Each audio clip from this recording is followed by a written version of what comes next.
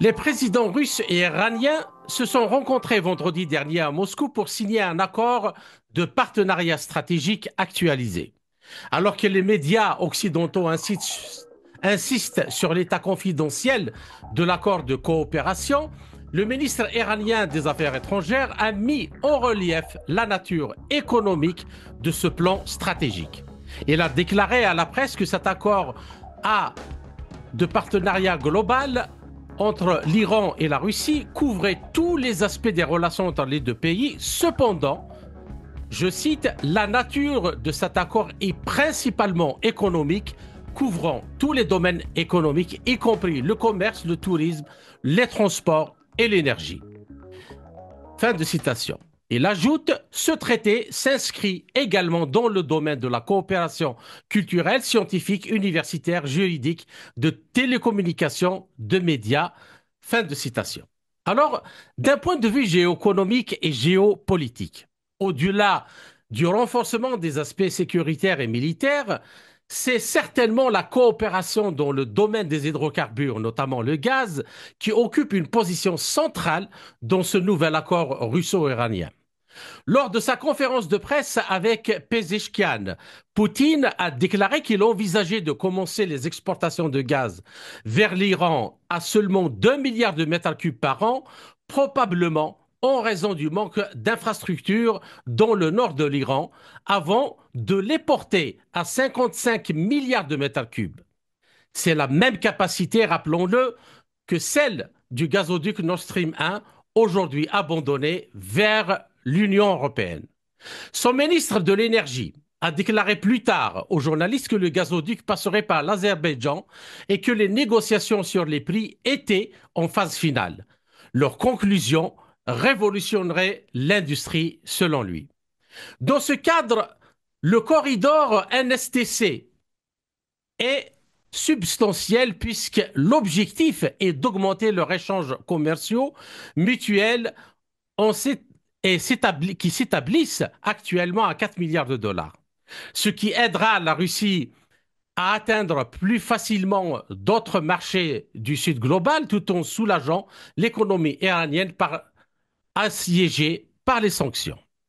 En cas de succès, il faudra un certain temps pour voir, dans un sens ou dans l'autre, le NSTC servir de nouvel axe géoéconomique reliant le cœur eurasien à l'Asie occidentale, à l'Asie du Sud et à terme à l'ASEAN et à l'Afrique de l'Est. L'Asie centrale, faisant partie du continent eurasien, exerce une influence significative sur la géopolitique et l'économie mondiale. Cette région, composée du Kazakhstan, du Kirghizistan, du Tadjikistan, du Turkménistan et de l'Ouzbékistan, est située à l'intersection des routes commerciales clés et riches en ressources naturelles, notamment à proximité de la mer Caspienne.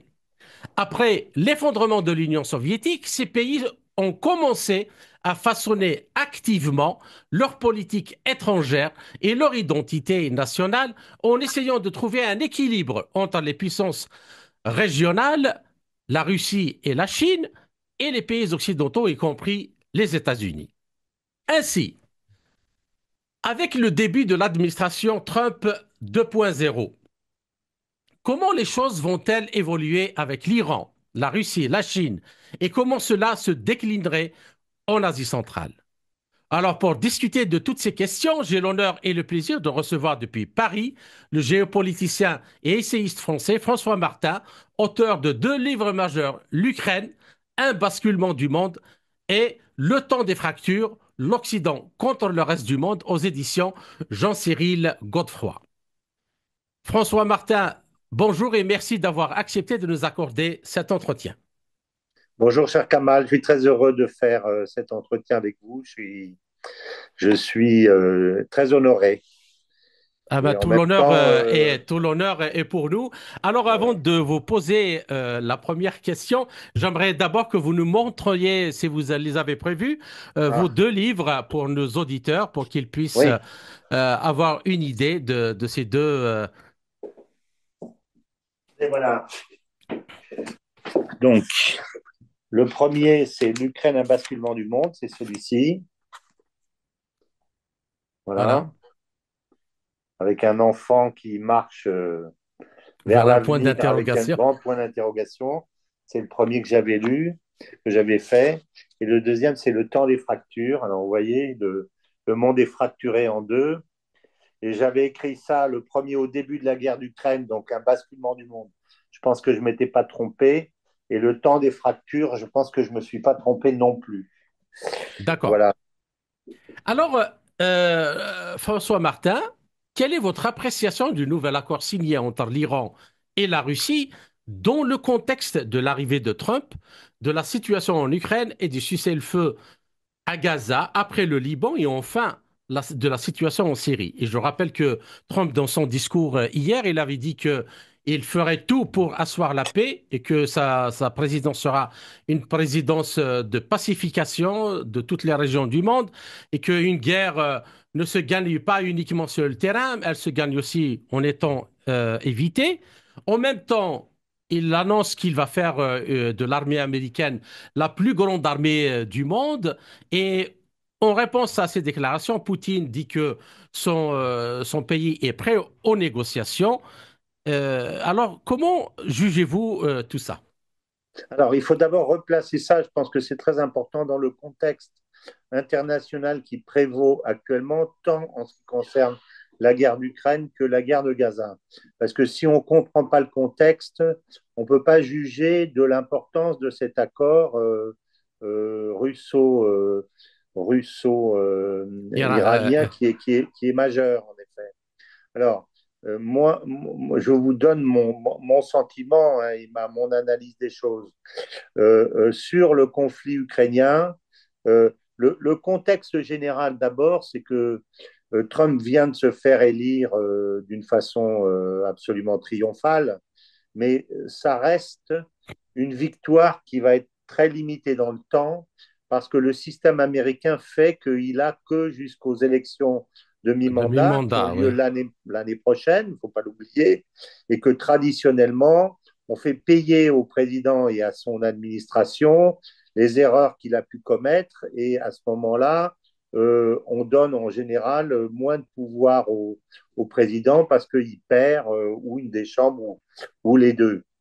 Mais donc, si Trump veut véritablement changer son pays dans les deux directions, je dirais la première consistant à raccrocher le pouvoir américain avec le peuple, c'est-à-dire réduire la fracture sociale et Mhm. donc donner des jobs aux Américains pauvres, comme il l'avait fait lors de son premier mandat. Là, il doit évidemment fermer les frontières et puis interdire que ce soit les immigrés qui prennent les jobs des petits Américains. Et l'autre, c'est de nettoyer le marécage, comme on dit. Et pour ça, il y a une chose qui est très importante à comprendre, c'est que il ne peut pas nettoyer le marécage sans avoir d'abord arrêté toutes les guerres. Parce que c'est un seul système que, Absolument. Kennedy Junior appelle la lessiveuse, qui consiste à créer des guerres, à déverser énormément d'argent. Donc on endette le pays, on endette les Américains pauvres et la classe moyenne pour donner énormément d'argent dans le système. Et le système renvoie l'argent en pluie sur les politiciens qui ont voté les crédits de guerre. Donc c'est un système qui s'auto-alimente à travers les conflits. Donc Oui, oui. il faut d'abord arrêter les conflits et Trump ne peut pas en même temps je dirais, essayer de tuer, je dirais, politiquement et de dégager tous ses ennemis de l'intérieur qui sont à l'intérieur du système militaro-industriel et d'État profond, s'il continue les guerres qui les alimentent. Donc il faut d'abord qu'il arrête les guerres. Et pour ça, il a 2 ans. Non pas pour arrêter les guerres, mais pour arrêter les guerres, puis pour faire le reste. Donc il Absolument. est très pressé. Il est extraordinairement pressé. C'est pour ça qu'il a dit à Netanyahou, avant même que je prenne le pouvoir, il faut que tu aies réglé la question. Et Netanyahou a réglé la question 24 heures avant le pouvoir de Trump. Et il a même envoyé son envoyé le jour de Shabbat pour lui dire, tu viens au bureau pour travailler, Shabbat ou Shabbat, pas Shabbat, je m'en fiche. Et donc Trump est venu. Donc ça veut dire qu'il est presque à la journée près. Et c'est la même chose en ce qui concerne l'Ukraine.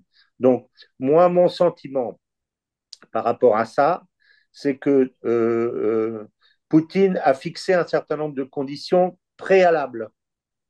Préalables. Les quatre oblasts, la Crimée, Mhm. la dénazification, la démilitarisation, l'engagement que Que l'Ukraine l'Ukraine ne ne se... rentrerait jamais dans l'OTAN et la levée des sanctions. Mhm. Et il y a un corollaire derrière des points qu'il n'a pas mentionnés et qui me semble évident, c'est qu'on lui rende les 300 milliards qu'on lui a volés ou qu'on lui a gelés et les intérêts avec. Mhm. Donc il y a tout ça.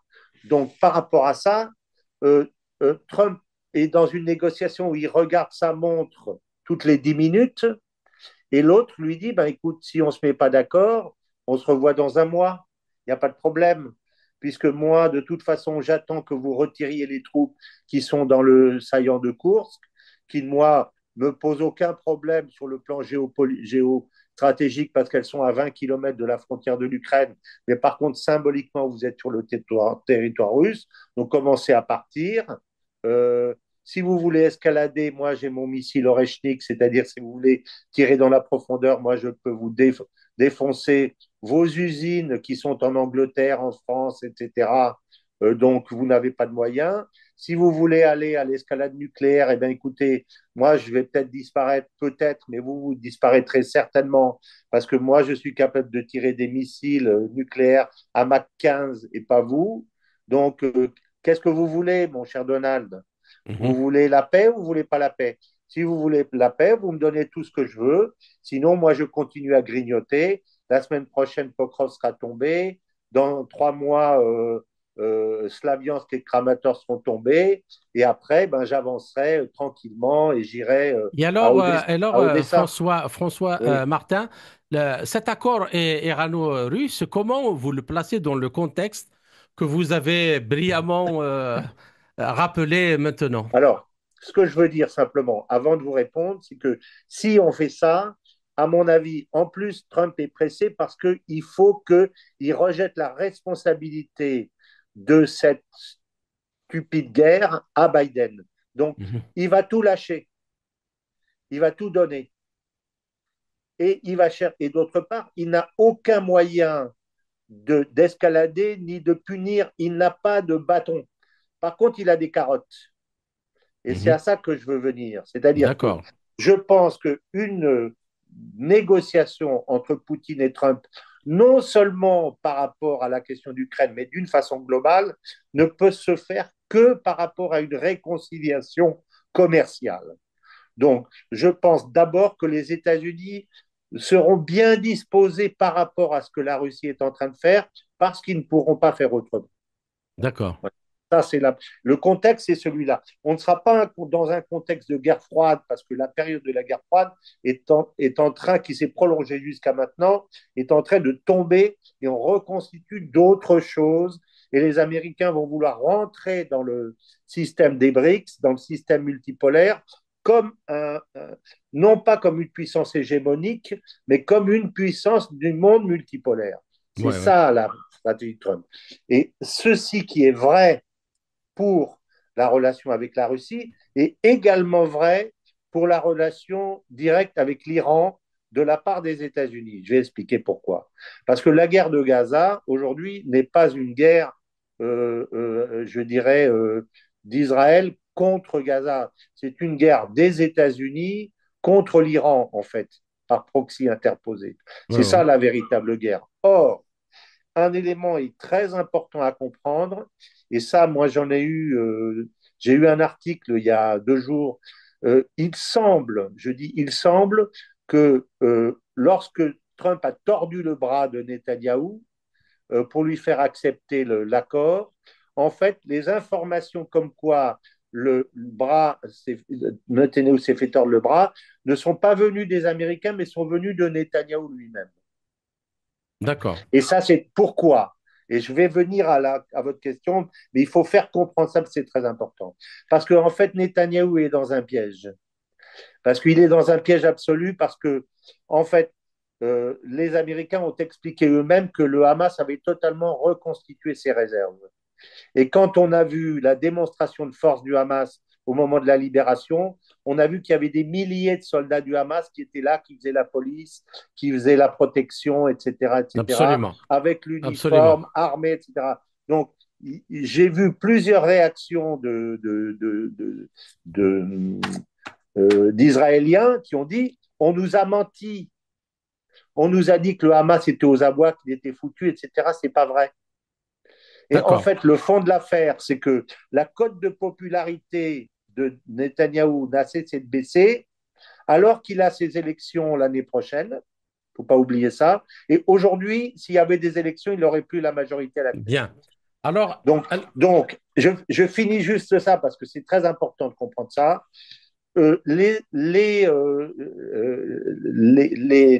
L'armée est aux abois, l'armée israélienne. Elle n'a plus les moyens. mhm, Donc, c'est pas alors que, parce qu'on dit ils vont reprendre la guerre, etc., qu'est-ce qui va se passer? Je veux faire comprendre le contexte. Si la guerre ne se refera pas, à mon avis, parce que Tsahal n'a pas les moyens de la faire, d'accord. ni contre le Gaza, ni contre l'Iran. Et donc, c'est ça qui Donc, ce va qui être reste, là. c'est les questions commerciales, énergétiques, sur lesquelles Exactement. il faudrait s'entendre. Il y a un proverbe arabe que vous connaissez qui dit la main qui est du golfe, qui dit la main que tu ne peux couper, Il faut baise-la, l'embrasser. Bien, embrasse-la. bien. Je pense que le Alors, rôle des États-Unis, et je termine et je vous réponds, si les États-Unis sont intelligents, aujourd'hui, ils ont deux solutions. Ou on met l'Iran au banc des nations, ou on réconcilie l'Iran et on essaye de d'accord. rapprocher avec Et l'Iran. c'est Je ça pense le sujet de ma je question pense qu'ils suivante. choisiront juste, je termine, je pense qu'ils choisiront la deuxième solution parce qu'ils n'ont plus la possibilité de faire la première pour les raisons que je vous ai expliquées. Voilà. D'accord.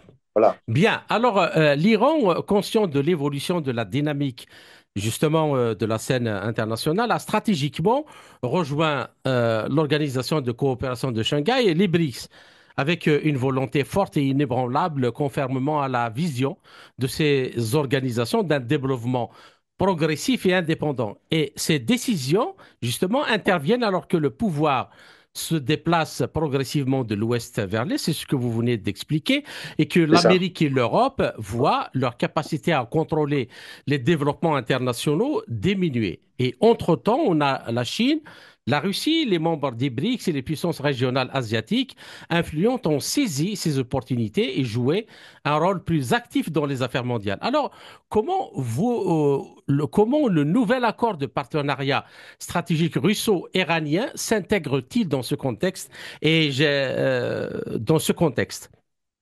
Alors, d'abord, ce qu'il faut dire par rapport à ça, c'est qu'aujourd'hui, l'Iran se trouve exactement dans la même situation qu'était la Russie au début des sanctions. Mhm.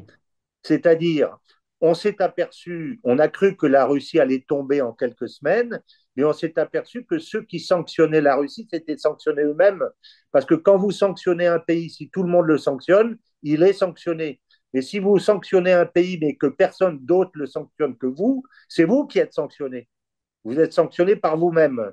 Et aujourd'hui, l'interpénétration des BRICS et la mise en œuvre de cet accord par à l'intérieur du système des BRICS fait que les Iraniens, les sanctions contre les Iraniens, à mon avis, vont desservir d'abord ceux, les poseurs de sanctions, et Mhm. non pas l'Iran lui-même, qui travaille de plus en plus, qui a passé un accord, comme vous le savez, avec la Turquie de 35 milliards de dollars par an, qui est énorme, au lieu de 5 milliards actuellement, qui passe cet accord avec la Russie, qui a ses accords avec la Chine, qui va développer des accords avec l'Inde, comme on va en parler. Donc, si vous voulez, aujourd'hui, je pense que les sanctionneurs de l'Iran se sanctionnent eux-mêmes et vont se D'accord. sanctionner de plus en plus. Donc, euh, euh, il est évident que cet accord avec la Russie s'intègre parfaitement à l'intérieur du système interpénétré des BRICS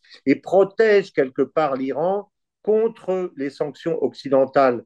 Et ça va être, on est vraiment dans un changement de l'histoire, c'est-à-dire l'Iran ne peut plus être mis au banc des nations comme l'Amérique avait souhaité le faire à un moment donné. Je pense D'accord. qu'ils ont gagné leur pari.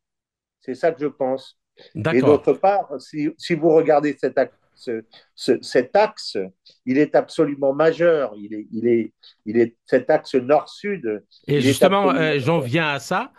Alors, Oui, les investissements et la technologie russe pourraient permettre justement à l'Iran de développer ses énormes réserves de gaz, ce qui conduirait ces deux pays, probablement, comme le disent beaucoup, à créer une OPEP du gaz, donc chargée de gérer les prix mondiaux dans le contexte de l'entrée de la République islamique sur le marché. Et bien qu'ils aient donc à maintenir les prix à un niveau élevé, une chute aussi pourrait porter atteinte gravement à l'industrie du gaz de schiste aux États-Unis.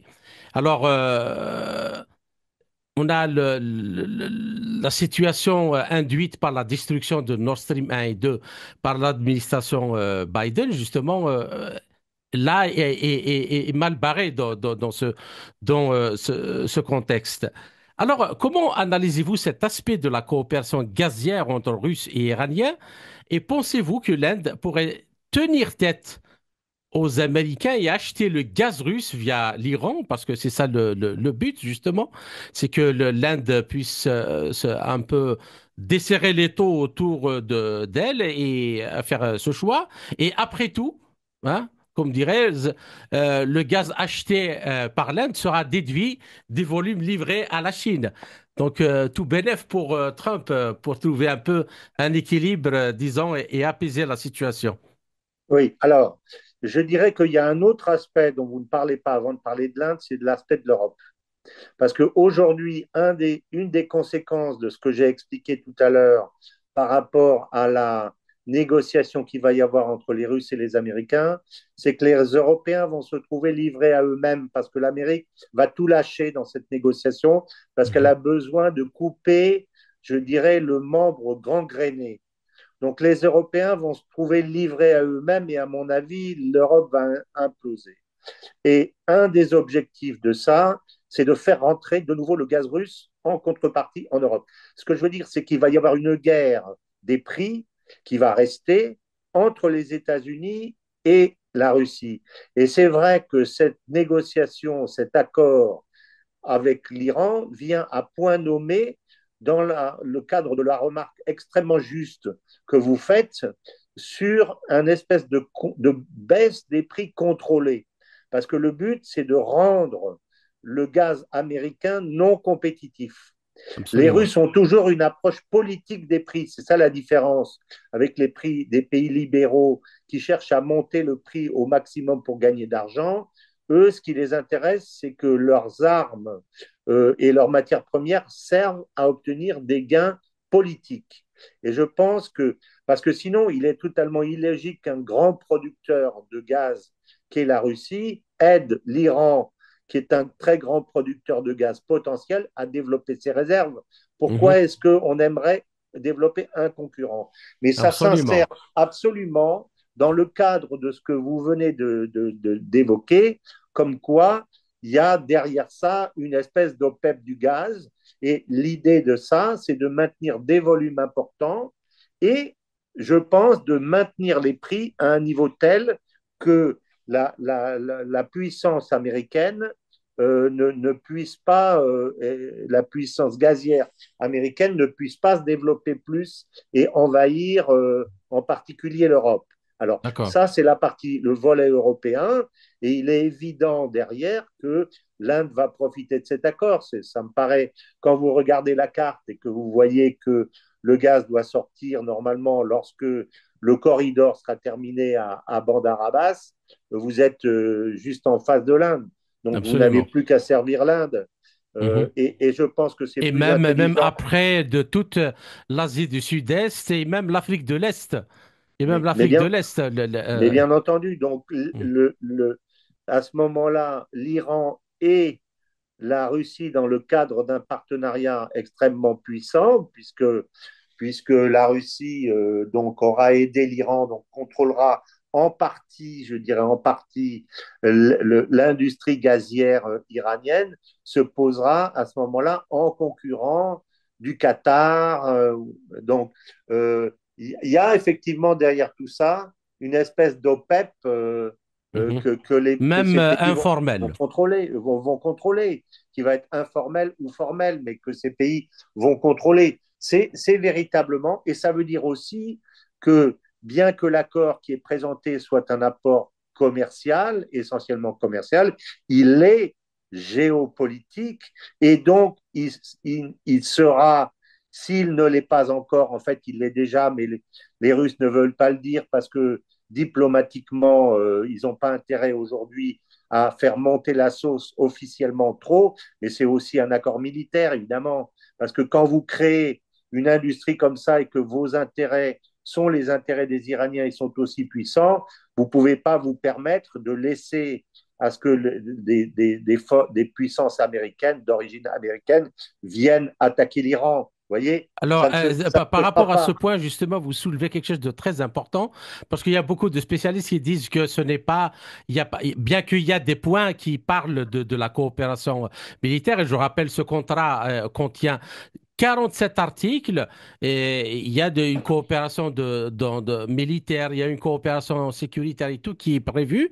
Mais par rapport à ce que vous dites là, il y a quelque chose de très important parce qu'il faut rappeler que l'Iran est membre de l'OCS, de l'Organisation de coopération de Shanghai, qui est essentiellement une organisation sécuritaire et de Bien défense. sûr. Donc, ça va de soi, je crois qu'il fallait, même s'ils Oui. ne l'ont pas rappelé. Alors, la dernière question de la première Et partie, je rajoute François. à ça le fait que ce qui prouve ça, c'est la visite de Shoigu, qui a fait cette visite au mois d'août, en plein milieu de la crise israélo. Absolument, Alors, iranien. j'avais entendu des analystes qui disaient, mais non, c'est pas militaire, mais je veux dire, s'il y a un signe, je dirais symbolique, même plus de symbolique, parce que le ministre chargé, enfin, il n'est pas ministre, mais il est le directeur, Le je sais pas, président du Conseil de sécurité. président du Conseil de sécurité, vient précisément en Iran, en plein cœur de la crise, c'est-à-dire, je crois, juste avant ou juste après l'attaque limitée, en fait, israélienne, donc américaine, puisqu'on sait bien que c'est les Américains qui ont ravitaillé et que c'est donc eux qui ont monté l'opération. Ça veut bien dire que la coopération, elle est stratégico-militairo-commerciale et pas seulement commerciale, évidemment. D'accord. Alors, même si l'Inde décide de ne pas risquer la colère des États-Unis en important unilatéralement du gaz iranien produit par la Russie, au cas où Trump 2.0 ne serait pas convaincu de l'intérêt de remplacer donc la Chine comme principal client énergétique de l'Iran, il menacerait ainsi donc de sanctions sévères la Chine. Alors, dans ce cas, la Chine pourrait tout simplement tout acheter à sa place. Alors, quoi qu'il en soit, l'aide de la Russie pour débloquer les énormes réserves largement inexploitées de l'Iran aura-t-elle un effet sismique sur cette industrie? Donc, les seules questions étant de savoir à quel prix ils accepteront et qui en achètera la plus grande partie. Alors, ça, je ne sais pas. Mais ce que je sais, c'est que l'Inde ne subira pas les foudres des Américains parce que les Américains, d'abord, ne peuvent pas se le permettre, premièrement. Deuxièmement, parce qu'on est sorti d'un système où la puissance américaine peut se permettre de dire faites ci, faites ça, etc. On ne donne pas des ordres à un pays qui fait 1,4 milliard d'habitants. Euh, et puis, l'Inde a eu une position très intelligente, c'est-à-dire elle est rentrée dans les BRICS, elle est en train de régler son problème frontalier avec la Chine, et en même temps, elle a un accord de partenariat militaire avec les États-Unis pour réparer les bateaux américains, etc. Donc, euh, elle est capable d'aller en même temps. euh, Modi est allé à Moscou et il a fait un voyage triomphal à Moscou. Donc, l'Inde sait très bien gérer position diplomatique. Donc, si elle peut profiter du gaz qui se trouve juste à côté de chez elle, qui est un gaz, je dirais, un gaz russo-iranien, elle ne va pas se priver de le faire. Et ça n'empêchera pas non plus la Chine d'acheter tout ce dont elle a besoin par le biais des gazoducs qui, du coup, sont les gazoducs D'accord, est-asiatiques. Hein. d'accord, Donc, ce qui est en train de se construire autour de ça, c'est en fait la base de la puissance non militaire, c'est l'énergie. d'accord. Donc, ce qui est en train de construire la Russie très intelligemment autour de ça, c'est en fait une sorte d'hégémonie dans le cadre d'une région du monde dont on sait qu'elle va se développer à grande D'accord. vitesse dans les 50 ans à venir. Donc, je dirais que la Russie se place extrêmement intelligemment dans ce contexte des BRICS qui se met D'accord. en place. Voilà. Alors, selon le géopolitologue américain Luc Coffey, les États-Unis devraient soutenir l'Asie centrale dans sa poursuite d'une politique étrangère multivecteur. Et cela implique de leur éviter d'être obligés de choisir entre l'Occident et les acteurs régionaux, notamment la Russie et la Chine, et ce qui ouvrirait la porte à une coopération plus flexible et plus constructive. Les États-Unis, selon lui, peuvent promouvoir une diplomatie qui respecte les relations complexes de la région et promeut les intérêts mutuels. Et aussi, selon lui, cette approche permettra aux pays de l'Asie centrale de conserver leur autonomie tout en interagissant avec les forces mondiales. Alors, François Martin, peut-on espérer que cette remarque de Luc Coffey serait adoptée par Trump dans sa politique envers l'Asie centrale? Est-ce que, à votre avis, le corridor qui est annoncé entre l'Iran et la Russie, le corridor nord-sud du commerce, et puis les routes de la soie qui sont promues par la Russie, par la Chine, pardon, et dont justement les pays de l'Asie centrale sont de gros bénéficiaires. Est-ce qu'il jouera la carte du commerce et de la coopération dans ce secteur-là ou il, euh, il serait peut-être tenté de continuer la politique impérialiste de ses prédécesseurs? Je trouve d'abord cette remarque très juste et je pense que on va absolument dans ce sens-là.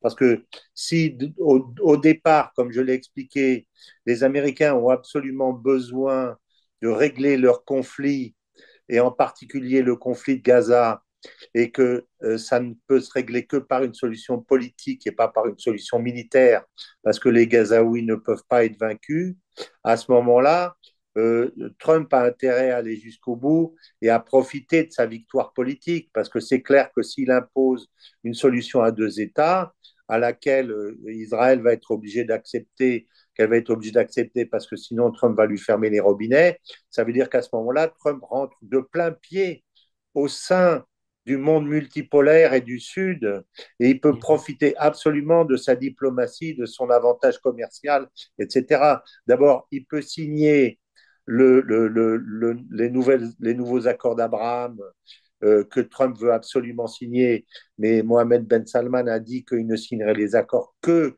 le jour où il y aurait un État palestinien. Donc, il va profiter à ce moment-là de sa puissance, sa nouvelle puissance diplomatico-commerciale, je dirais. Et Mhm. là où évidemment il a intérêt à le faire, c'est à aller discuter, aller rentrer de plein pied dans l'Asie centrale et aller discuter avec toutes ces républiques extrêmement intéressantes que sont le Kazakhstan, l'Azerbaïdjan, le Turkménistan, etc., d'aller investir, etc. Il n'a aucune raison de laisser ces pays uniquement dans le cadre des influences chinoises d'un côté et russes de l'autre, bien évidemment. Donc, Mhm. en fait, cette guerre de Gaza qui lui est imposée par les Israéliens depuis des dizaines d'années, le bloque complètement pour faire une véritable politique. Par contre, le jour où c'est réglé, il a la porte ouverte. Parce qu'on ne pourra plus dire, et on ne veut pas des États-Unis, au nom de quoi? On fait du commerce, on a fait la paix, au nom de quoi? Et à ce D'accord. moment-là, je pense que c'est exactement ce que les Américains doivent faire. Et ils sont à portée de tir, je dirais, de ça. Mhm. Il faut simplement, et je pense qu'ils vont suivre Netanyahou comme le lait sur le feu, même si c'est la carrière de Netanyahou qui est en jeu, et ils s'en foutent, les enjeux sont trop importants. Ils vont imposer à toute force la solution politique du conflit. Et derrière, ils ont tout à gagner. C'est ce que je pense depuis très longtemps. C'est au sud que se trouve l'argent, la puissance et le commerce et la richesse de demain. Donc, D'accord. moi, je serais américain, je me dis, c'est là que je veux aller.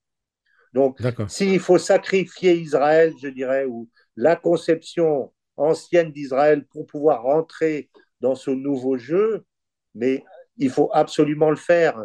Et si les Européens sont trop bêtes pour se rendre compte, ben les, les, Justement, les par rapport à Européens ça, François sont Martin, les imbéciles de l'histoire, je dirais. C'est ça. alors, par rapport à ça, justement, on a le secteur de l'énergie et les corridors de transport restent donc des domaines clés de coopération entre les États-Unis et l'Asie centrale, de ce point de vue. Alors, les pays de la région se concentrent sur l'expansion des opportunités d'exportation et l'amélioration des infrastructures de transport. Les États-Unis peuvent jouer un rôle important en explorant les perspectives de développement de projets pétroliers et gaziers et de création de nouvelles routes de transit. Et aussi, il convient en particulier de prêter attention au soutien d'initiatives telles que le gazoduc transcaspien qui relie les ressources gazières du Turkménistan au marché européen. C'est ce que vous venez justement d'évoquer, à juste Oui. titre. Et ces projets donc renforceront non seulement la sécurité énergétique de l'Europe, mais offriront également aux pays de l'Asie centrale des voies commerciales alternatives, réduisant ainsi leur dépendance à l'égard de la Russie et de la Chine, ce qui n'est pas mauvais en soi, mais au contraire peut asseoir la paix, puisque les gens vont travailler en bonne intelligence dans cette région-là. Alors, qu'en pensez-vous?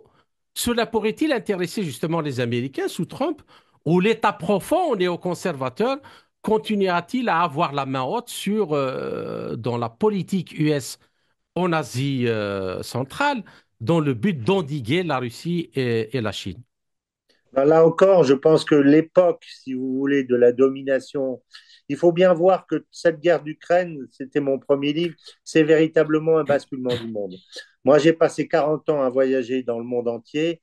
Je sais que, en fait, on n'est plus dans la période de la puissance américaine tutélaire qui dirige tout, etc. Je savais que c'était fini depuis longtemps. Mais les gens ne le savaient pas parce qu'ils vivent encore sur les systèmes anciens.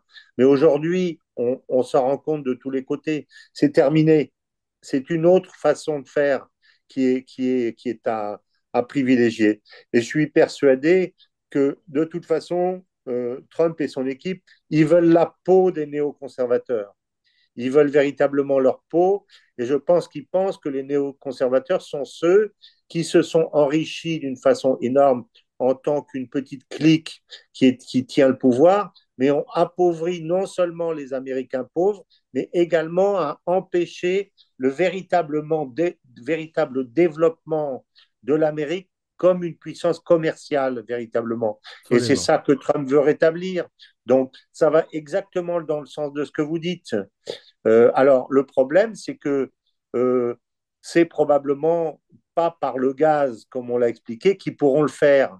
Mais ils n'ont pas que la possibilité de livrer du gaz.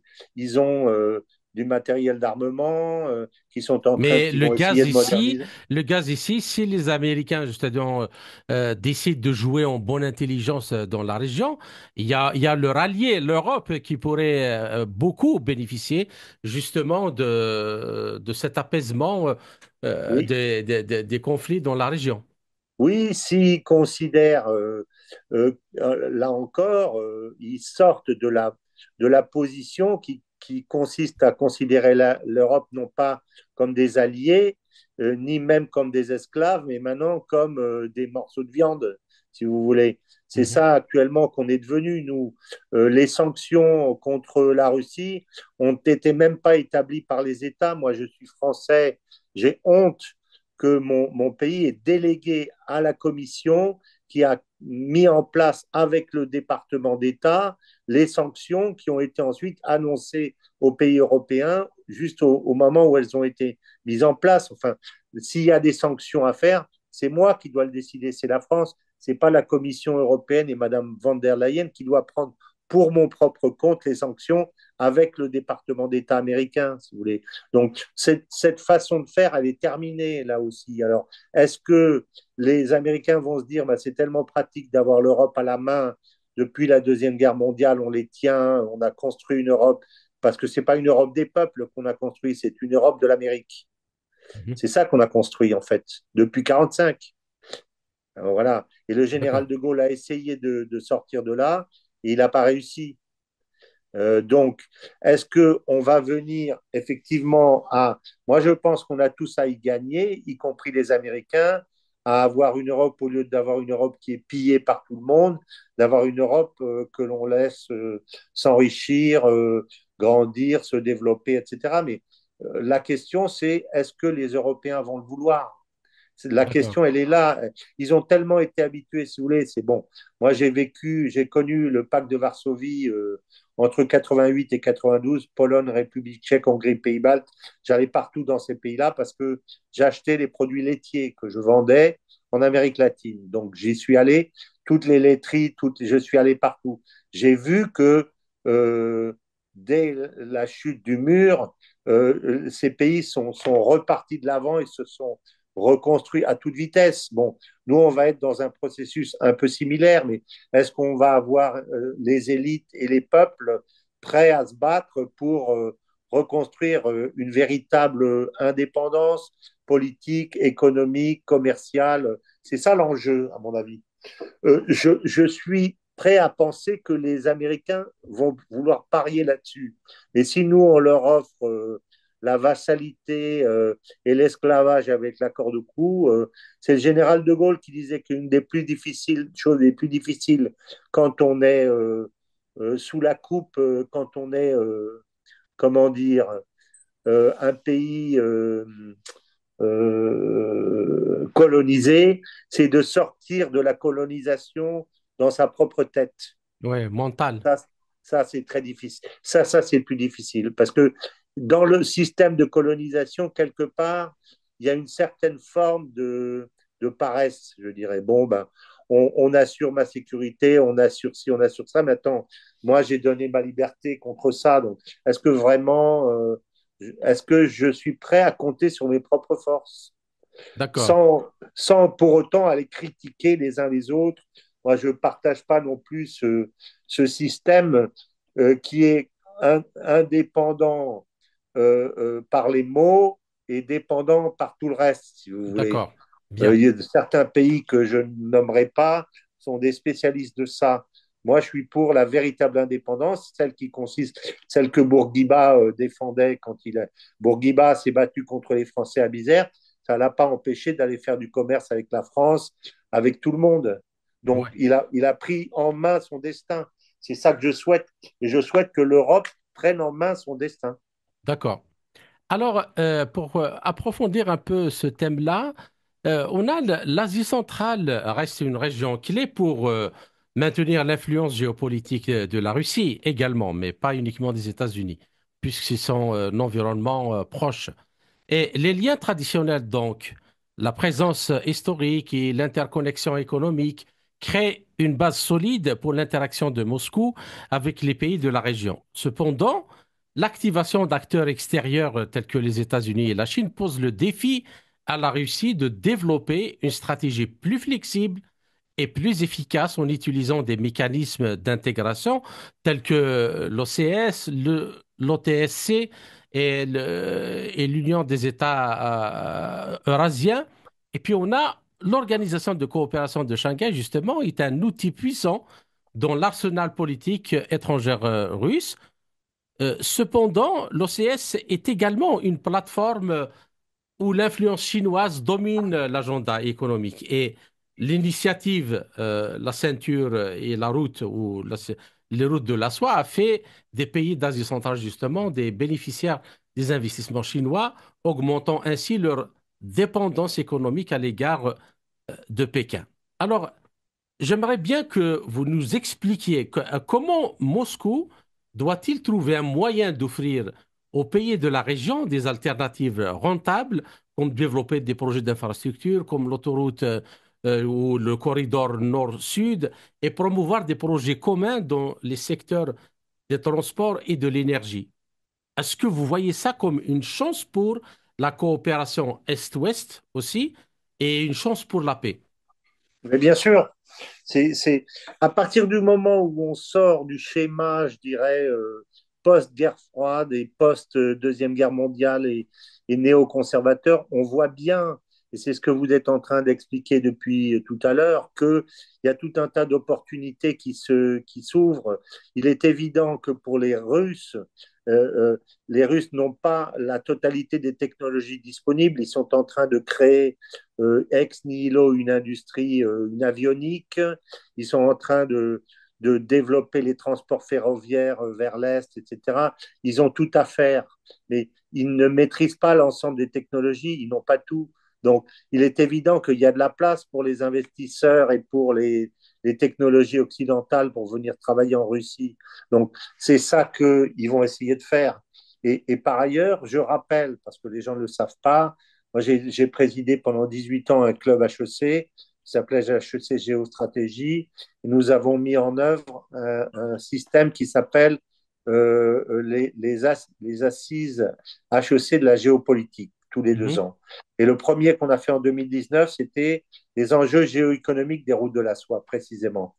Mais mhm, ce que les gens ne savent pas, c'est que les routes de la soie, comment dire, euh, ferroviaires, en fait, ça représente très peu du trafic, ça représente même pas 10%. 90%, c'est maritime, parce que c'est beaucoup moins cher de faire du maritime que de faire du ferroviaire, en fait. mhm, Mais c'est un instrument politique, essentiellement.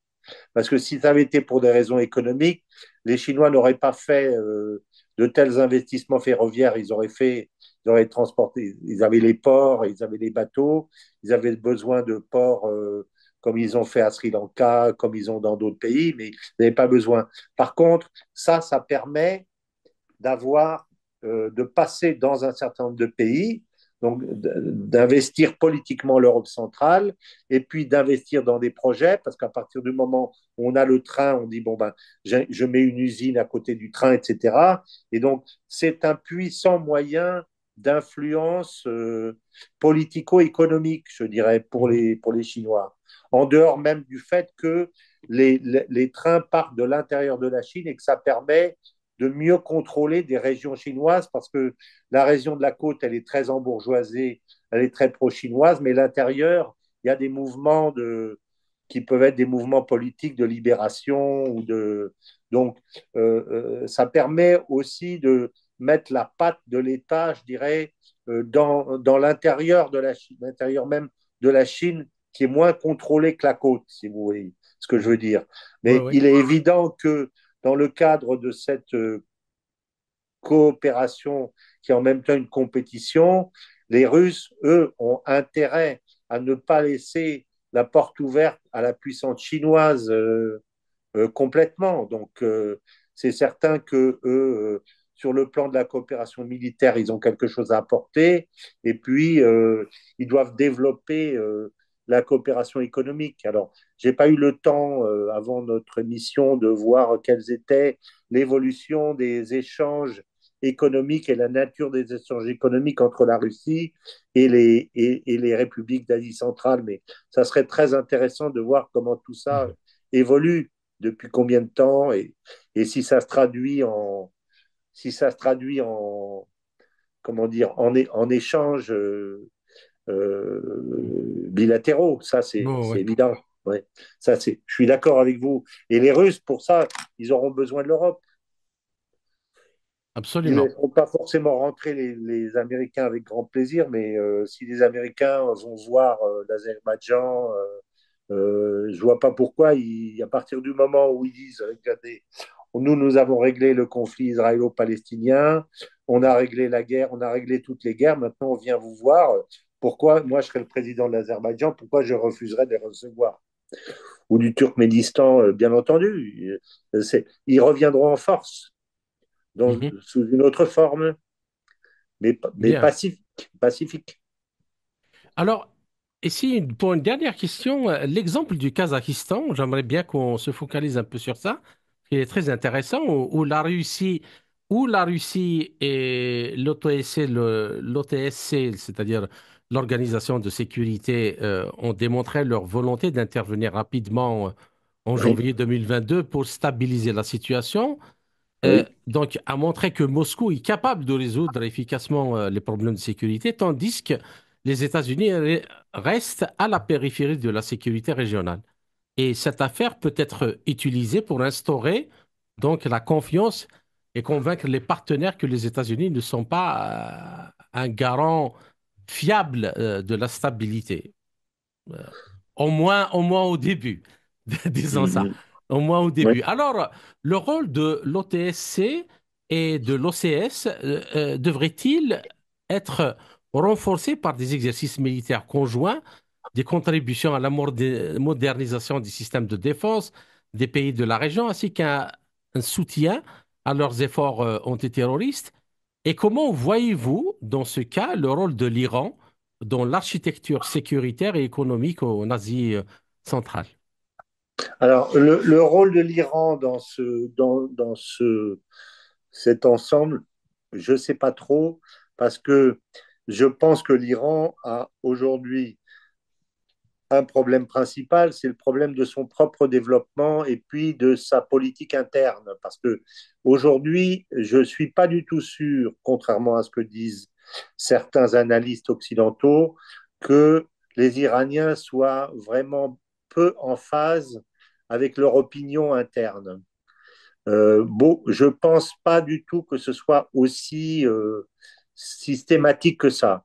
Moi, pour vous prendre un exemple, je connais très bien la situation de la Tunisie, puisque mon épouse est tunisienne, je vais en Tunisie depuis 40 ans. Je me souviens qu'à l'époque de Bourguiba, la famille de mon épouse, qui était des grands bourgeois de la Marsa, Carthage, etc., si vous connaissez bien la Oui, Tunisie, oui, oui. ils critiquaient énormément le régime de Bourguiba et ensuite le régime de Ben Ali. C'était jamais assez libre, si vous voulez. Mais quand vous allez dans les quartiers, dans les provinces, etc., les gens étaient absolument pour. C'est-à-dire que les populations, le pays profond est beaucoup plus conservateur que les élites d'une façon générale. Donc, je ne suis pas du tout sûr que ce qu'on met en scène aujourd'hui, c'est-à-dire le fait que l'interdiction de la levée du voile, etc., cette critique soit partagée par le pays profond en Iran. Je pense que probablement, j'ai eu des discussions avec des Iraniens à ce sujet qui me l'ont confirmé, pays profond est beaucoup moins en phase beaucoup plus en phase avec l'État actuellement qu'on le dit, beaucoup D'accord. plus en phase parce qu'il est simplement moins libéral, parce que eux, enlever le voile pour aller danser, ils s'en foutent, ils travaillent dur dès le matin, ils ont 10 enfants, etc., etc. Donc, eux, le problème, c'est pas le voile pour eux, c'est pas ça. C'est l'enrichissement progressif, le développement économique. Mais pour autant, l'Iran sait que à un moment donné, il faudra qu'il desserre les taux, si vous voulez. Et tout ça, donc, je dirais ils ont une problématique régionale qu'ils ont gérée de façon très intelligente jusqu'à présent, mais leur problème, à mon avis, ça va être surtout un problème interne par rapport à cet immense pays.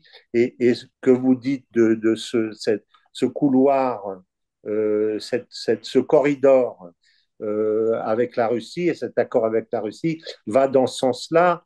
Et l'accord qui est aussi, dont on n'a pas parlé, qui est très important et très ambitieux avec la Turquie, va aussi dans ce sens-là.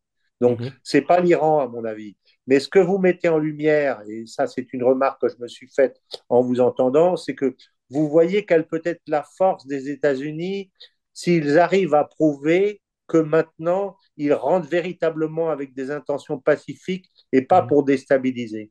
Ouais, Donc là, il va y avoir un changement total du rôle de la CIA, parce que systématiquement, ça a été, chaque fois que j'arrive quelque part, c'est pour faire sauter le gouvernement ou pour se servir des Anglais pour faire des attentats, etc., etc. Et cetera. Et on essaye de prendre le pouvoir, je dirais, par la force, comme les États-Unis l'ont toujours fait. Mais le jour où ils rentrent dans ces pays-là en disant, regardez, nous sommes maintenant un pays de paix et on peut vous assurer et on vous le prouve que jamais on viendra déstabiliser votre pays, ce jour-là, ils vont retrouver une force commerciale faramineuse. En fait, c'est leur propre pratique qui les empêche de développer leur puissance commerciale. C'est ça. En fait, aux d'accord. États-Unis, d'une certaine façon, le système politique s'oppose au développement des affaires. Et je pense que c'est ça que Trump a compris.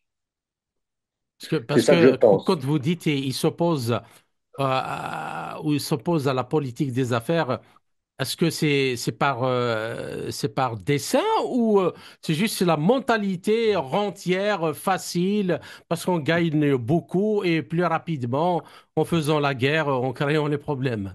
Non, je pense que c'est pas ça. Je pense que c'est l'hubris, c'est-à-dire en 45, ils se sont retrouvés un peu les maîtres du monde et encore plus en 91. Donc on s'est dit bon ben on va quand on va quelque part, on vient pas pour discuter, on vient pour prendre, c'est tout. Donc si le régime nous plaît pas, on le fait sauter, et s'il nous plaît pas, on le bombarde. Et puis Saddam, on a envie de lui piquer ses richesses, donc on va l'attaquer, on va attaquer Kadhafi, on va attaquer, etc., etc. Donc il y a une certaine forme, je dirais, une certaine morgue, mais c'est fini ça.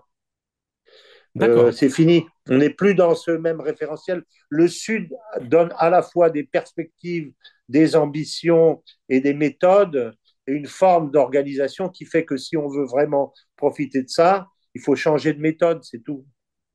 Alors, Voilà. une dernière question, François Oui. Martin.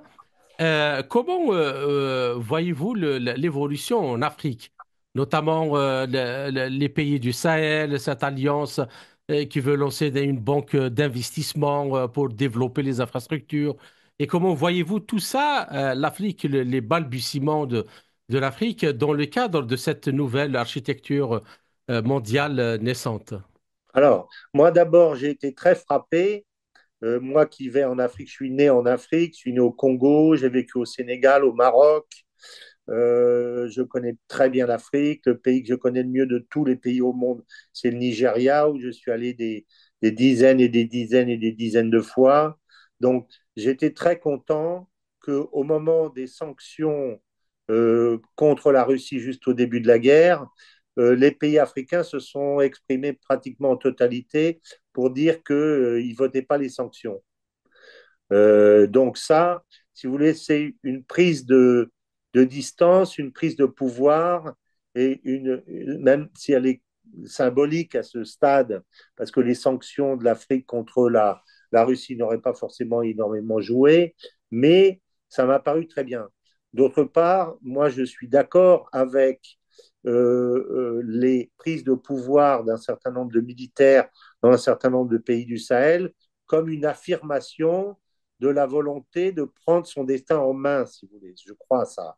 Maintenant, le problème de l'Afrique, c'est que tout reste à faire, si vous voulez. Certains pays africains, si certains pays africains, moi je connais très bien le cas de la Guinée, où à l'époque de Sékou Touré, qui avait dit au général de Gaulle, nous préférons la pauvreté dans la liberté que la richesse dans la dépendance. Eh ben, la pauvreté dans la liberté, ça s'est traduit dans la misère, dans la dictature absolue. C'est ça que Mhm. c'est devenu, si vous voulez. Donc, la Guinée, qui est un pays qui a énormément de richesses, a totalement raté son développement. Totalement. Donc ça, je dirais que c'est l'exemple précisément à ne pas suivre. Une auto-affirmation autiste qui empêche la coopération, le développement, etc. Se reprendre en main, ça ne veut pas dire aller se vendre à un tel ou un tel, mais ça ne veut pas dire non plus faire cocorico S'isoler. et devenir pauvre et misérable, parce Mhm. qu'on a besoin de parler avec tout le monde. C'est pas parce qu'on s'affirme vis-à-vis de la France ou vis-à-vis des États-Unis ou vis-à-vis de quelqu'un que pour autant il faut plus lui parler. Vous voyez, c'est ça. D'accord. C'est très important ça. Je raconte une petite histoire, je la raconte souvent, mais je la trouve très drôle. Bourguiba avait dit un jour aux Palestiniens qu'ils refusaient de reconnaître, ils avaient boycotté l'Allemagne parce que l'Allemagne ne voulait pas reconnaître l'autorité palestinienne. Et alors, il leur a fait un discours, il a dit, vous me faites penser au type qui dit à sa femme, euh, comme tu me trompes, pour te punir de me tromper, j'ai décidé de me couper le sexe. Il, il a raconté ça. Il n'avait pas Ouais, sa langue dans sa poche. ouais, Mais le but de l'auto-affirmation de soi, c'est pas de se couper le sexe, c'est de profiter justement de ces opportunités pour les développer avec tout le monde et faire grandir son pays. Et je d'accord, dirais que l'enjeu de l'Afrique aujourd'hui, c'est ça. Et d'accord. je souhaite ça. Et je dois dire que moi, quand je parle de l'Afrique, j'ai souvent des critiques qui me traitent de colonialiste, etc. Quand je dis qu'il faut parler de l'avenir. Mais les critiques ne viennent pas en général de personnes qui habitent en Afrique, mais de gens qui sont confortablement installés en France en particulier et qui critiquent et qui font une espèce de discours indépendantiste en parole, mais qui, eux, ne sont pas en Afrique. Sans vision et sans projet. Et Sans sans vision et investir. sans projet. Mais quand on va en Afrique, on rencontre que des gens qui vous disent qu'est-ce qu'on fait ensemble, qu'est-ce que vous nous amenez, qu'est-ce que vous Voilà, amenez comme formation. absolument, C'est ça. Et ça, j'y crois beaucoup, beaucoup. absolument. Bien. Voilà. Donc Alors, j'ai un grand espoir pour l'Afrique. alors, chers auditeurs, notre entretien arrive à sa fin. François Martin, je vous remercie pour toutes ces analyses et tous ces éclairages. J'espère vous retrouver dans les quelques semaines à venir dans un autre entretien pour traiter d'un autre sujet. Merci encore une fois et à très bientôt. Merci Kamal, merci beaucoup pour votre invitation.